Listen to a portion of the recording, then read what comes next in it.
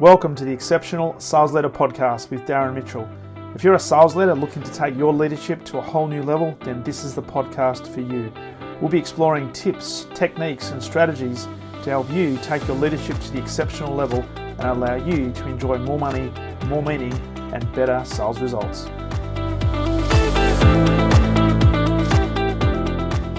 Welcome back to the Exceptional Sales Leader Podcast, and welcome to a man who is coming in from Singapore. He actually resides in Malaysia, but when you hear him speaking, yes, there is a bit of a Northern Hemisphere accent. I won't give it away, but he has spent a little bit of time growing up in the north of Singapore and Malaysia. But it's an absolute pleasure to welcome to the podcast the CEO and founder of PerceptionSelling.ai, Mr. Mark Wills. Welcome to the podcast. Darren, amazing. Thank you for that intro and wonderful to be here. Great to see you. Likewise, my friend. And we just were spending a bit of time before we pressed record talking about sales and some of the challenges around sales organizations. And the conversation somehow did lean a little bit towards cricket, but we're not going to talk too much about cricket Appreciate that. at the moment. We are, though, going to talk about sales leadership, and some of the things that you are working on in the marketplace today. So tell us a little bit about your background, because I'm always interested in knowing people's backgrounds around what made you get into sales, or what forced you into sales. Was it something that you just evolved into, or was there a particular moment in time you said, you know what, I'm going to give this sales game a bit of a crack? And what led you now to do what you do today? Wow. Okay. So have always been in sales, right? So that's sort of 30 plus years. Although I do remember a story when I was in an interview once, but right at the start of my career, when somebody said, when did you first start in sales? And I fluffed my answer. And he said, I started in sales when I was 6, when I convinced my friends to play cricket instead of football. So I think it's a matter of definition in terms of when you decided to start in sales. But essentially I started in the UK. I've been in sales and sales leadership for all my career. About 10 years ago, I pivoted into consulting work around sales organizations, Mm-hmm. and went on a bit of a journey of thought. And that journey of thought went something like this. I started doing training professionally. I was doing training beforehand, but I started doing training professionally, and then started to get frustrated with the fact that I was seeing little movement in my clients' organizations just as a result of people sitting in a room for a day or 2 days or 3 days, as it was back then. So then I started doing training and coaching with clients, and that was creating a little bit more movement, but fundamentally it wasn't creating the sort of behavioral shift that organizations need to see to actually where behaviors actually improve performance. And that's the bit I got obsessed with, and it's the problem that I constantly try to solve, is how do we shift behaviors in organizations to improve performance? And so that's kind of the sort of high level journey that I went on. And it's now with my clients that I'm working with them to fundamentally solve that particular problem. Love it. And we mentioned earlier that you talked about the fact that a lot of sales organizations are quite inefficient with what they do. And typically at the end of a financial year or a financial quarter or some sort of benchmark, they'll start to think about, well, we've got to do more with either the same or less next year, which means we've got to have better systems in place, better processes in place. So what was the catalyst for starting PerceptionSelling.ai? What was it was it born out of that frustration where you weren't necessarily seeing the behavioral change that was sustainable, or was there something else that was sort of underneath the surface? Both is the answer. So I guess over time, you start hearing the same problem from sales leaders being discussed. And I'll paraphrase it as we mentioned before. They're turning the corner into a new financial period. They've got last year's number plus 20% added on top. They have the same people, the same clients, and they're given this kind of business physics problem of how do you get more from exactly the same resources, or maybe even less resources. And so as I started to develop thinking, it's then, well, okay, if you have something that is inefficient, which is a sales organization, and the test of that is just look at win rates. I mean, if you close one in five, Yeah. then you have 80% inefficiency. Now, that's not to say you're going to close 100% all the time, but it still represents inefficiency. And so the next thing was, okay, well, then what is it going to take then in order to be able to help people get more from less? And even some of my clients, and one particular very large bank I'm thinking about, they don't take on new clients in their corporate bank anymore because they only look to develop the business within existing client relationships. Okay. So that was the whole journey then of okay, so what needs to happen? And in my work, I do work around client engagement, relationship management or account management, strategic opportunity management, demand generation. And I sort of started to see all these pieces. I said, well, in a lot of these organizations, either they don't do any of them well, they do maybe do one or two of them well, but they don't understand necessarily the connective aspects to this as a system. And so the principle started to evolve that every sales organization has a sales system. Mm. It's just, and I kind of use this word, it's a bit overused, right? But how well optimized is that sales system? And in the ability to be able to optimize it is the ability to tap into that latent growth. Mm.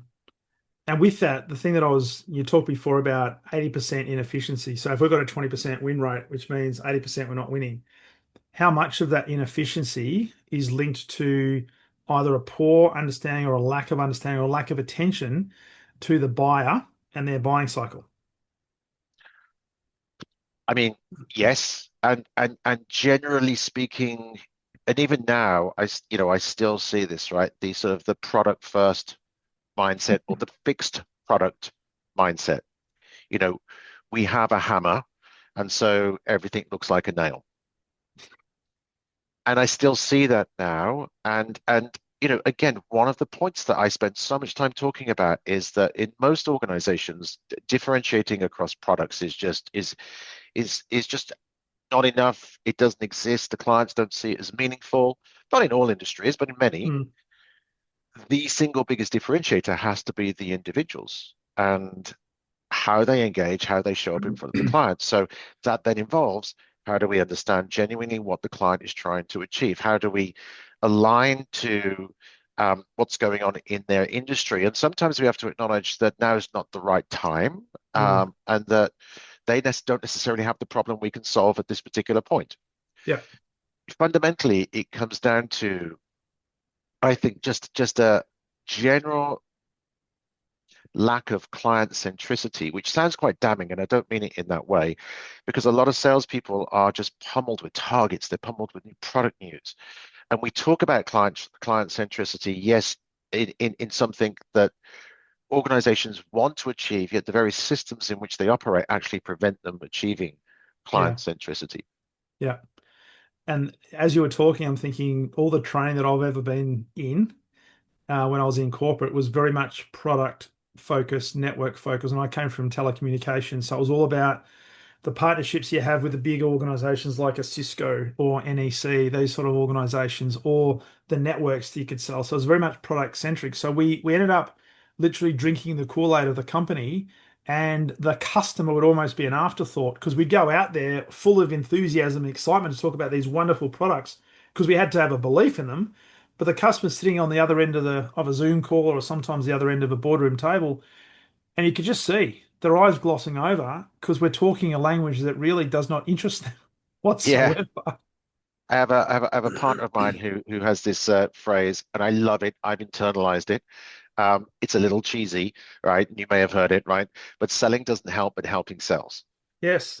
And that principle I've kept very close to my heart in terms of how I operate, because that's what it is I'm here to do, is to help Mm, people solve a problem. yeah.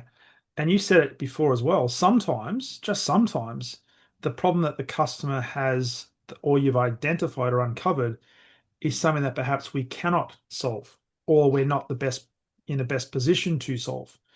And so I think the mark of a good organization and a good salesperson would be a person that can actually help first and then maybe solve if there's a problem that we can solve. But if not, make a recommendation. And it is, yes, I absolutely 100% agree. And it is the difference between being a vendor or a trusted partner or strategic advisor. And I think it's a point of education in a lot of organizations that, and this is an expression that we use a lot, which is the way they see you is the way they treat you. Mm. So if they see you as a vendor, they will treat you low level of access in the organization. You know this stuff, right? Transactional relationships typically bought in later in the buying cycle, to your earlier point. Um, price sensitivity is high, easily substitutable. Trusted partner, you're about something, well, about more than just your products and services. Yeah. And there's a journey between the two, and some clients don't want you to, you know, be anything other than a vendor, and that you have to accept that too. But I think that's super important. And look, in organizations, you do meet people who achieve who do have these relationships. So it's not like they don't exist. Mm. It's just that I don't think people are intentional enough about how we create those types of relationships. And that's some of the work that we do as well. So, and that was the question I was going to ask you in relation to the systems that you build, because you were talking before we press record about a golf game, right? So you might have to necessarily work on a number of different areas of your golf game to create improvement holistically, but you don't necessarily work on them all at the same time. So from a systems point of view, I did warn you I might ask you a question about the people. And it's not to say what comes first, the system or the people, but when you're talking with clients where there's a potential inefficiency in what they're doing and you could see that there's a gap, how much of that gap is perhaps either the education level of the people or the application level of the people when it comes to the system they're implementing? Okay. So I think experience teaches me, Darren, that over the years, that even some of the people who I have observed and thought they they could not potentially make it in sales. And I think a lot of this stuff that we talk about is eminently learnable, teachable. Uh, but the problem is not just in the teaching, it is in the application. Mm, And that is where I feel so many organizations completely misunderstand what it takes in order to link that training that they're paying for, expensive in a lot of cases, yeah. to the actual outcomes they're trying to achieve is that application piece. And it's the difference between cost and ROI of that Mm, particular initiative. So to come back to your question, I believe that people can be developed um, given the right systems and support. Obviously, there will be some people that fall out of that, but people can be developed. And so, which is the question? Which comes first? I think they're both synchronistic with one another. I think that might even be the wrong word, but you know what I mean. You know what I mean, right? yeah. They operate in tandem together. If the people don't work, then the system won't work, and if the system um, helps them develop the wrong behaviors, then it won't work either. So both Mm, symbiotic. That's the word I'm looking for. I think they're both symbiotic. symbiotic. Yeah. And I love that because I take the analogy of professional sporting teams, really good professional sporting teams. They've got a mixture of good characters with different backgrounds, different experience levels, but they've got an underlying system that is reliable, it's robust, that almost it becomes plug and play. So if you've got the first 11 or the first 10 of the first team, you've still got people in the bench playing seconds or thirds, but they're learning the same system so that when their opportunity does present itself, they know the system because they've understood that, but they've also got the right characteristics of what the organization is looking for. So that I think that symbiotic relationship is really important. And when we talk about system, Darren, I mean, I think it's first, we're not talking about implementing something from new. What we're talking about is that every sales organization has a system, and the Mm, system comprises of the activities that both frontline sellers do and sales leaders. And so, just maybe to simply characterize it, the client management activities are demand generation. mm, So, where do I get my new business from? It is opportunity management. So in the complex B2B space, how do I understand the nature of this opportunity, the complexity of the decision-making process, and so on and so forth? How I turn up in front of the clients, that's client engagement, and then how I manage those relationships over time. So there are kind of like four aspects of sales for disciplines, if you like. Now, it depends on the way the organization is structured. Some may be hunters, some may be, looking after the relationships. We may not necessarily specifically have to be experts in each of those Mm. fields, and in some we do. Yeah. But do we understand that these four competencies, traits, disciplines exist, and that we're already doing it? It's just about how smart we get in those individual things. And I'm a big believer, Darren, that with complexity, the best way to deal with it is you break it into small chunks. Mm.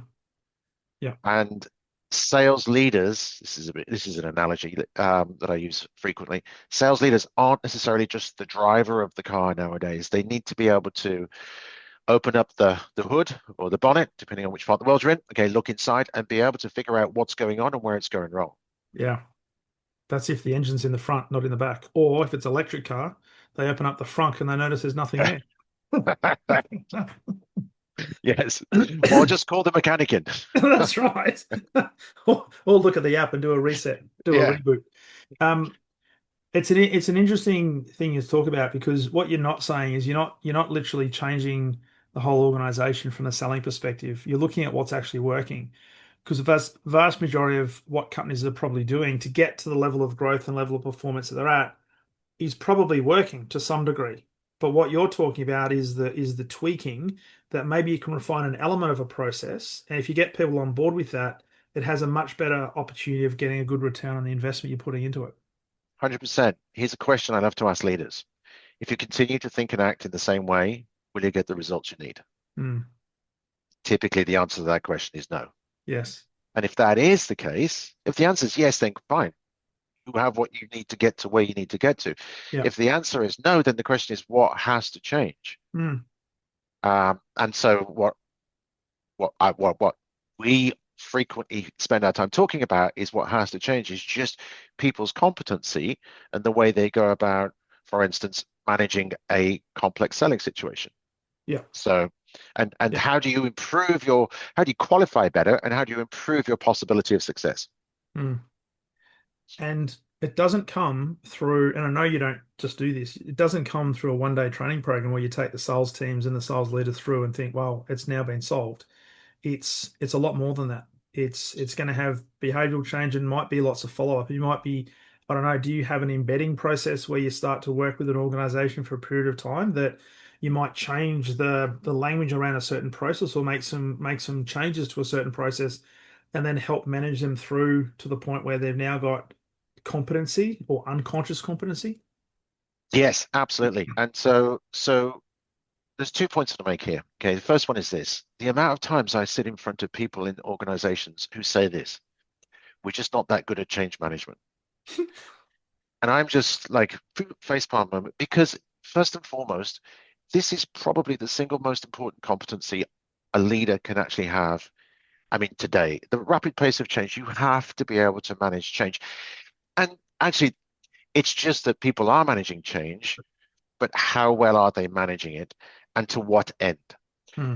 So it is fundamentally important, therefore, that leaders learn this capability. So as much as we are teaching knowledge, right? So how to act, we're also showing leaders how to think and how to shift thinking in the organization because those two things come together and people act because of what they think.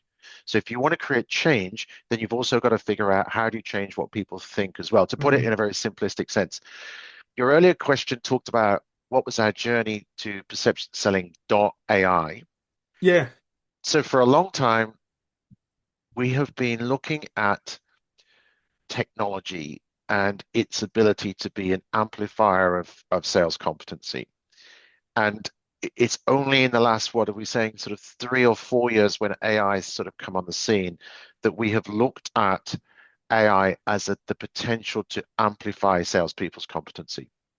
And so I think AI breaks into, in the sales world, AI can break into two areas, right? Very Hmm. simplistically. Area number one is teaching. Okay, so it coaches me, gives me more knowledge. Area number two is doing. Yeah. And so we've developed a tool around relationship management, opportunity management, and client engagement that helps with the doing. And Hmm. so it helps apply methodology, and that's the perception selling methodology in the moment in those real world scenarios, whilst giving support for thinking. Yeah.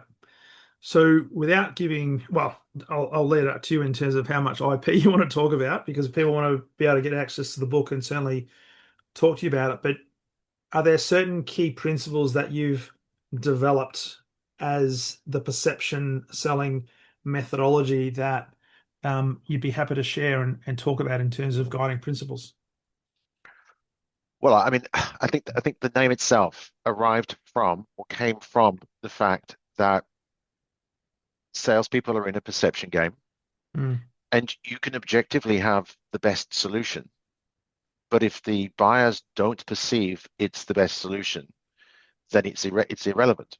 mm, And so fundamentally, the principle is how do we positively advance the perception of people to materially affect the relationship?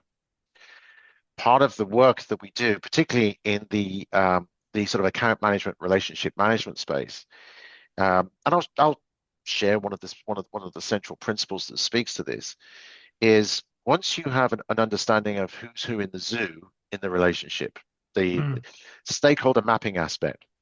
But it has to be so much more than just this person sits in this order of of the org chart. It has to be a deeper understanding of levels of influence, how they see us, how they see competition, right? And yeah. we have a system for plotting all that information.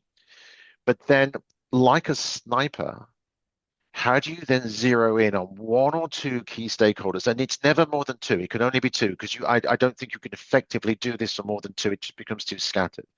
For whom, if you were to shift their perception of us, it will materially change the nature of the relationship in the account for effect, right? And Mm, that effect could be access to more decision makers, access to different parts of the organization. They see us differently, so we have a different type of relationship with them. And so that is like one of the sort of the core principles that we both teach, but also this tool that we've developed actually helps out. I mean, that's a snippet, right? There's more to it as well. So, mm. in the interest of protecting IP, I'll throw a few things out there and keep a few things back. So, But I love that the fact you were talking about stakeholder mapping and so forth. I've seen a lot of organizations do it really, really poorly, and it literally stops at the org structure. Who do I know who reports to who? It does not consider the informal influencing lines. It does not understand who's the advocates, who's the detractors, who are the people sitting on the fence.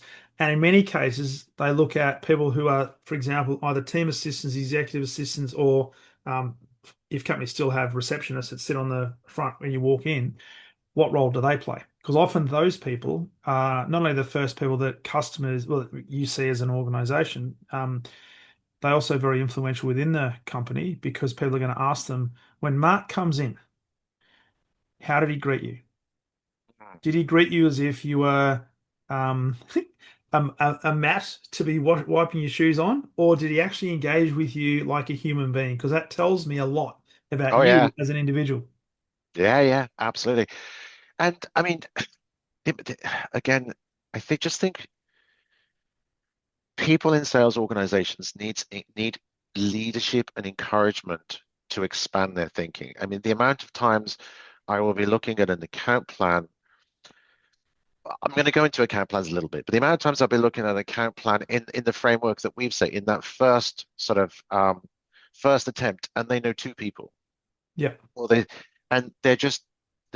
tuned into only the two people that they engage with every day, without a full understanding that there's you know, an entire network of people that sit in the back that Mm, both influence what happens for both them and the competition, but also at the same time they need to be trying to build greater influence. And I mean, I'm sure from your experience, I know certainly from mine, the accounts where I've had greatest success and the most sort of solidified positioning is where I've got a broad network of people who all see me, as something useful or at the very least utilitarian, right, for yeah. them. The last point I want to make on this, Darren, and I'll just let you give me is that also, where I know we're sort of zooming in on account planning. When I work with organizations, the account planning process looks like this, right? Once a year, they spend a month or just an inordinate amount of time putting their account plans together. One account has like 100 slides, lots of data. The data is just merely to befuddle the sales leader and say, look how much I know about this account. And the sales leader goes, well, you must know a lot about this account, but that thing just gets put in the drawer, metaphorically speaking. It's never seen again. That data remains unused, useful or not. It's a very flawed process in a lot of organizations. Yes. So you know what the question I'm going to ask you now? Go for it. What should, and this comes down to the sales leader, because I blame the sales leader for that, in terms of maybe ticking the compliance box because they have to do a number of account plan reviews. And I know back when I was in telco, we'd have to do account plan presentations to senior leaders. We'd Yeah, have to do account plan presentations to our customer senior leaders. And so it yeah, was very much what you described, the 100-page PowerPoint deck with so much information, you'd be lucky to understand 1% of it, but it was a bamboozle yeah. exercise. I blame the sales leader for that. What should they be doing? Right? What would you consider to be, as a consultant into an organization that is B2B, that you're trying to move the needle, and account planning is a fundamental component to being a good salesperson and a B2B salesperson. What is good practice from an account management point of view? Well, it is first of all a high level. It is first of all adopting a more strategic approach than what normally happens, which is a more reactive approach. And so, in order to be able to adopt a strategic approach, you need to have some way of being able to frame the Mm, information that you have, but also understand the information that you don't have. So, but let me just be a little bit more specific there. We are connected to three people, but there's at least three more that are involved in the decision-making process typically. mm, Um, and also just understanding that in the scheme of things, account planning serves a couple of purposes, or relationship management serves a couple of purposes, right?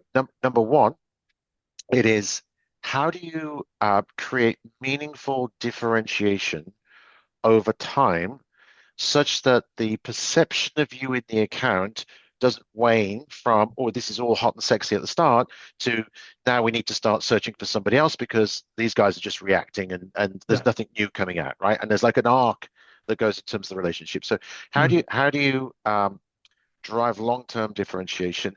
And the way that sounds from a client perspective, in terms of feedback, I hear this a lot is, yeah, but your guys are just not innovative enough for us. There's no yeah. innovation in the account. Yeah. What they're actually saying is we need new, fresh ideas, and you need to be continuing to differentiating yourself. Number two, how do we systematically identify new opportunities?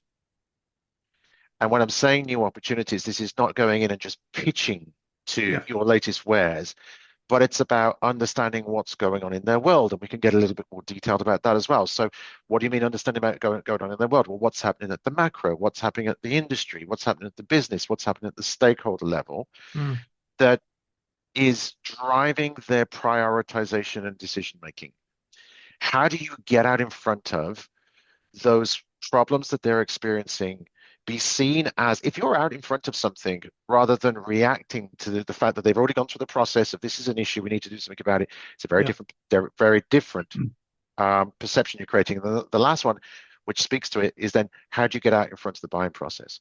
Mm, So strategically, those are three objectives, where the ultimate objective is how do I protect and grow this relationship? Because it's super important to the business. We get 5, 10, 15, however much percent of revenue based on this account. How do we see it as an asset and protect it? mm. And that is through thinking strategically.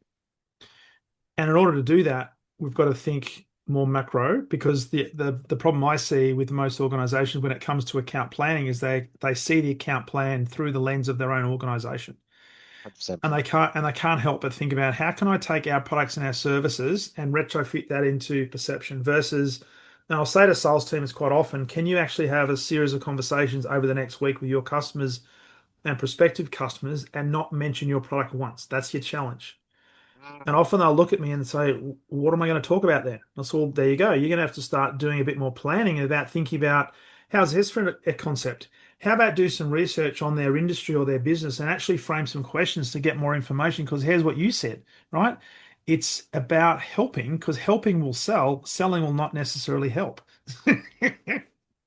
Correct. So if you do Correct. that, how you get in front of the buying cycle then is what's happening in their industry or in their business that you can talk about and frame some questions around. You don't necessarily have to have the answer, but just by asking questions will pique a level of interest that they will think unconsciously, maybe Mark does have a solution. Can we start to explore that? And you know, what do clients want? They want to be educated, right? They want help solving problems. They want valuable use of their time. When you're seeing them, when you're Mm, going, I mean that whenever I'm doing my work with clients, I like to pull things down to one word answers, right? I think if you want to create powerful perception or with your clients, this word anticipation is so important. How are you anticipating issues, opportunities? How are you anticipating any challenges that they may be having and getting out in front of that? And I think that creates a whole different dynamic. mm, Um, because when somebody anticipates your needs, you are demonstrating that you care. And it can't be performative either, Darren, right? It needs to be authentic in the way you approach this. And I think that's super, super, super important. I do think, though, and this is an important point, that salespeople need the methodology, whatever it might be, right? But they need a methodology, a framework to structure that thinking. yeah. It doesn't come naturally in organizations. I think after a while, take my own experience, having learned certain methodologies, it's changed the way I think. But I needed Mm, those frameworks in order to change the way I think. yeah. So And that's the thing, because what systems do, it provides continuity, it provides consistency, it provides that framework that if you plug people into it, you know the system is going to be robust enough. You might have some yes. nuances around the people, but if you let people just go out and do their own thing, you're going to have it literally is you could have people doing really well, people doing really poorly, and you won't get the results over the long term. Well, and so to that, when people are doing poorly, do they know why? And the converse happens as well. When people are doing well, can they articulate the reasons why? Because there was research done years and years ago that observed salespeople, successful salespeople, and the research determined that, and this applies to any field of endeavor, but we'll just Yeah, talk about salespeople. Successful salespeople couldn't accurately articulate what made them successful. yeah, It Uh, needed to be observed. yeah, because So, they don't know how they do it. I just do it. and you used this language earlier, and we use this language in the book. So, unconscious competency, which is what you Yes. find in a lot of successful sellers, right? So, what unconscious competency means is I'm successful, but it's very intuitive, and I Mm, actually I can't tell you how, right? I just go and do it. And how that manifests as a leader is just watch what I do. yeah. And then they just watch all their other salespeople trying to imitate them, and it never works, right? Where in a sales organization, what we want to the state we want to try and get to is conscious competency. I Yes. know I know why I'm successful. I can articulate it, and that becomes replicable, scalable, teachable. And in sales organizations, you're always going to have the top 20% and you're always going to have the bottom 20%. Your biggest opportunity for movement is that group in the middle, that middle Yeah. 60%. How do you get the lift there? And that's from conscious competency. Otherwise, those salespeople in one of my clients, and I won't tell you the name, the top four sales guys were known as the sales gods. Okay. The Deified. SaaS guys. Exactly. Deified in terms of their powers. Um, and yet it was stuff that was learnable, Yes. teachable. Yes. Well, and the other thing as you were talking, I'm thinking, as a sales leader, how many of those sales gods do not have the sales leader spending time with them because they're the god? And how much time does therefore the sales leader spend with the people who are in the bottom 10%? And through that process, what happens to the core and what happens to those sales gods and saying, hey, my sales leader's not spending any time with me. Don't they love me? Don't they think I'm doing a great job? Yeah, yeah. And I think this speaks to general change management principles. So leaders have only so much time. So the question is therefore, where do you spend your time in terms of development? So if you were to Mm, divide the sales organization up into 20, 20, 60, it's not even with the full 60. It's which segment of that 60 is closest to the 20% performing that you can Yep. tip into that 20% and then leave them alone to get on with it Mm. and then Yep. constantly work through the organization. It's a much more focused and intentional way of developing salespeople to the point of conscious competency where they Yeah. sit in that top performing group. But it's not that practiced. Well, it's not. And just on that, it brings up the conversation around coaching and leaders spending time in the field coaching, not coaching from the compliance point of view in terms of what's the pipeline looking like and doing a forensic investigation, but literally helping build that conscious competence within the sales team. And it's interesting. There's also been research that it's demonstrated that coaching of salespeople is the biggest driver of high performance, but it's also the first thing that either gets cancelled or rescheduled because it's hard to get a tangible, almost instant return on that investment because you can't necessarily it straight away. Um, but that's where the system becomes really important. So if you're coaching according to a system, then you should be able to spend time with your salesperson, helping them to refine the system and their approach to the system. So that level of conscious competence does get to a point where they're tipping over almost to the unconscious competency level. Yeah, you're absolutely right. You need a single way of selling across an organization. Yeah. So you have a common language because that then just helps leaders understand, what if what a salesperson may be doing good, what a salesperson may be doing not so good. And even the most accomplished salespeople, or even the most accomplished people at anything, need observing. There's a famous author called Dr. Atul Gawande. He's a surgeon in the US. He's done a lot of TED Talks and stuff. There's a TED Talk that he talks about where, as a surgeon, he had felt that he reached the top of his game Okay. and that he could not get any better. So he decided to invite his old mentor to come in and observe in an operation.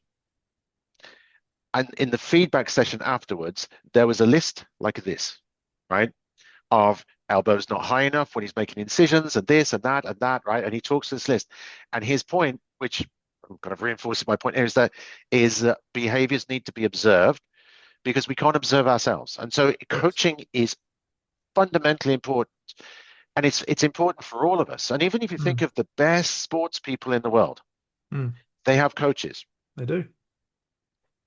And why? Because that stuff needs to be observed. If it was Roger Federer, right? I don't know the technicalities of a tennis backhand, but is he hitting the ball correctly? Whatever that proficiency is, there's always something to tweak. So, coaching fundamentally important. We know there's lots of research. I think Harvard, Harvard Business Review did a research a number of years ago that let me just get this right, where organizations with a coaching culture, and there's a definition that sits behind that, perform 17% above in terms of revenue in their sample study. So there's clear ROI from that investment. Oh, but it's too hard, Mark. I don't know how to coach. Isn't coaching just telling people what to do and filling the pipeline? Well, I mean, there's a subtlety to it, isn't there? I mean, it's a good question, right? There is skill around coaching, but it's not complex, and that can also be taught as well. Um, Yeah. Here's the thing, and this is a general coaching principle. You probably know this as well. Most people have the answers, Yes, they right? do. If you ask them the question, most people have the answers for themselves. They just haven't gone through the thought process to be able to find the answer. And that's a key, it's a key coaching principle, isn't it? Is getting people Mm, to find the answer themselves. Because if you give it to them, all they learn to do is come back to you and find the answer from you that's again. right. Correct. Yeah. Which is great for some people because they like codependency, because they like to be relied upon. But and this is what I say to sales leaders all the time, that when you're not there, how does your sales team think? How does your sales individual contributor think? You want them to be thinking for themselves. So you create independence of thought and you give a lot of trust to them that when you're not there, they know how to think. So don't teach them what to do or what to think. Teach them how to process information, how to be a decision maker, how to take a chance, how to back themselves, all that sort of stuff. It's all coachable. It's all of it. Yeah, I agree. 100%, 100%. I mean, just on mindset, because this is also part of the system that we talk to. Um, one thing that I see a lot is a lack of objectivity in Mm. sales. So you get a lot of subjective bias, and I'll extreme ends of this. Well, they smiled at me, therefore the deal's closed. Right? My the guy in procurement is really friendly, so we've got a strong case. And there's just a lack of strategic objectivity that's needed to. And look, good salespeople, senior sellers who've evolved this thinking, they have this, right? They will question.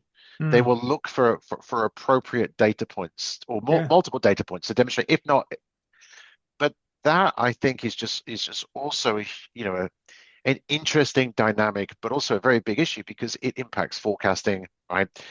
And that inaccurate forecasting has huge implications across the entire organization. Oh, it does. It does. Yeah, And that's where the behavior comes in to say, well, hang on, Mark, you predicted this is going to close at the end of February. We've got one more business day. What's going on? yeah, that's still trapped in procurement. Yeah, It's nuts. It's nuts. And that's where I think the objectivity is such an important thing. And if sales leaders and if senior leaders could get better at ethically interrogating and starting to teach the sales team that, you know what, if you don't have these things in place, then let's tilt this towards it's not going to happen, right? So all the reasons as to why it's not going to happen, that's where you got to start from. Because yeah, if you come in with a rose-colored glasses, you're going to start to do those forecasting, and it's going to create a rod for your back.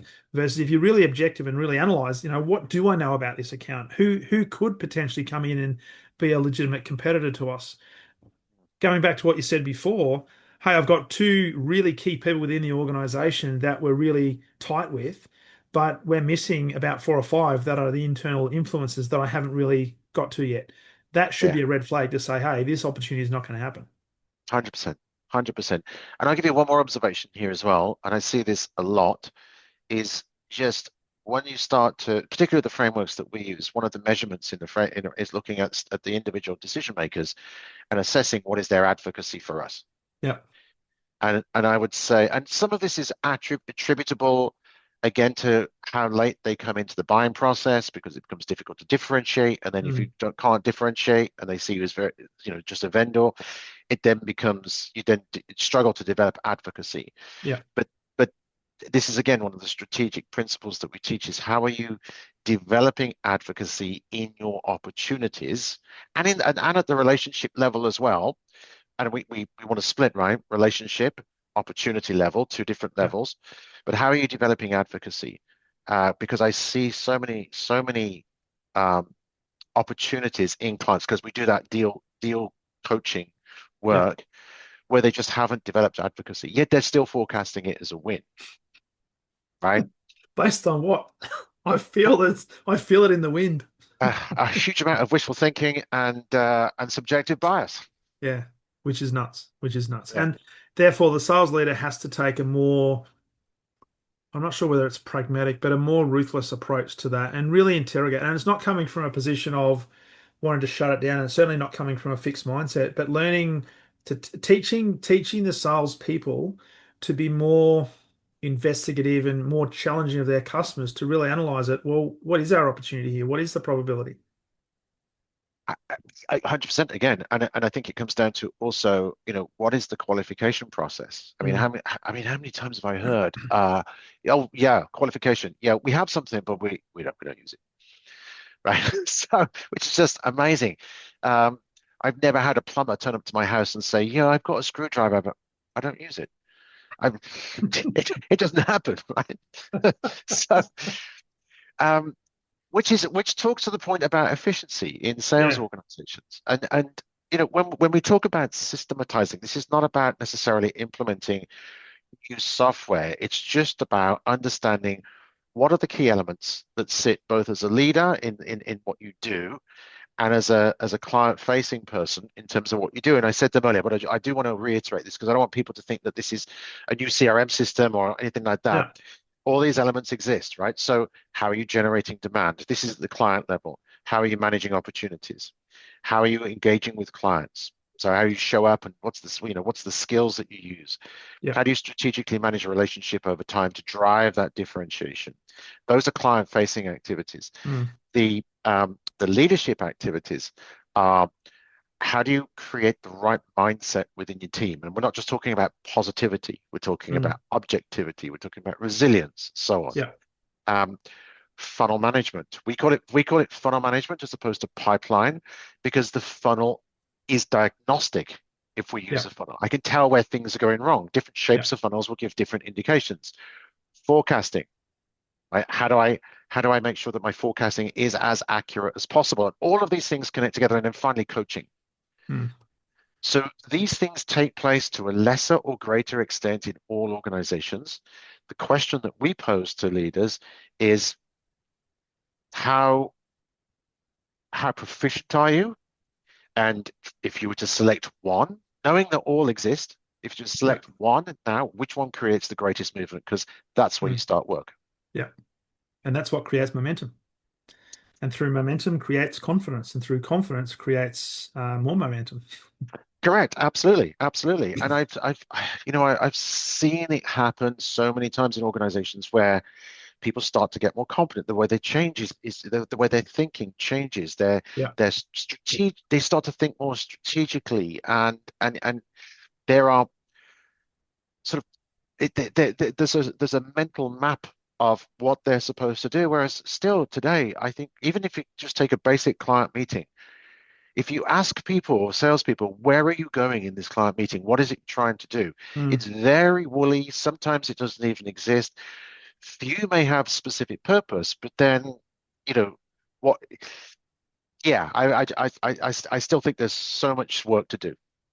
And that's the thing. I mean, and I wanted to briefly touch on the book because I know a lot of the stuff you've spoken out today, you'll cover in the book itself. But Absolutely. everything we do in sales can be systemized, right? So you want to be able to create a blueprint that is replicable, that is sustainable, that you can literally plug good, and it presupposes you've got good people. So we're not talking about cowboys and cowgirls. We've got good people that get plugged into a good system, and magic can happen. But I'd love your thoughts as a final sort of thought bubble.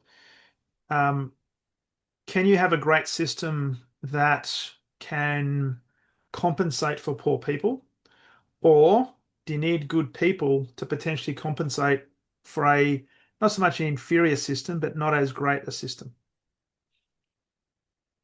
Great people and poor system means that the great people have to or people have to break through the system or they have to work around the system. That happens in all organizations. Mm. Systems will suppress. I mean, the system, if you have a system based on what you're compensated for, based on the processes, based on admin, the nature of administration, et cetera, you may end up losing good people as a consequence because it Mm. just becomes too hard to sell in that organization. And I know organizations, in fact, I've worked for organizations like that. So good systems will raise the level of a good proportion of your people Yeah, because love it. they've been struggling in bad systems previously anyway. Mm. If we work on the assumption that the vast majority of people can be raised in terms of competency and ability, and I've done it myself as a sales leader, where Yeah, I've watched people's lives change as a consequence of performance. And I'm talking cars bought and, you know, watches and handbags and weddings and all that sort of stuff, right? Very materialistic, right? But it's improvements in lifestyle as a consequence of operating within a system yeah. that enhances performance rather than suppresses it. So, Mm. yeah, Love that. So you need both. well, you do. Well, but I certainly think the system, if the system doesn't enhance or enable people, that's going to create more problems. But then if you've got good people, then maybe they can change the system as well, which is also Potentially. what, yeah, potential. Yeah. Potentially. Okay. Hey Mark, it's been a great conversation. I really appreciate you coming on. So for people who would like to know more about you and also PerceptionSelling.ai, but specifically, you mentioned before we press record that the book is probably not too far away. Next So as month. we're next month, so end Yeah. of March. So if people are listening to this, which should be as you're listening to this, it should be April. Okay, so it should be out by then at The least. book Yeah. should be out, right? Yeah. So, with that said, where's the best place for people to connect with you and learn more about you and PerceptionSelling.ai? Connect with us on LinkedIn. Come to our website.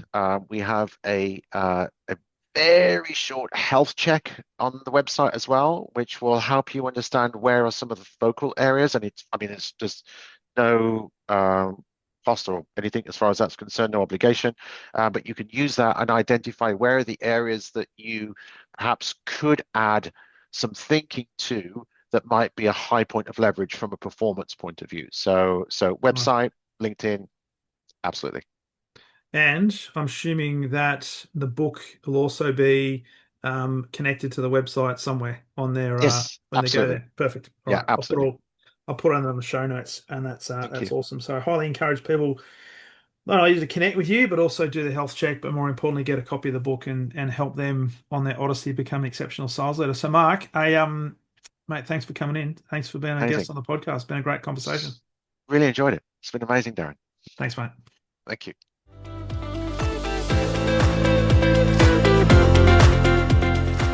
Thank you for listening to the Exceptional Sales Leader podcast. I trust the information in this episode has been helpful in your journey towards becoming exceptional.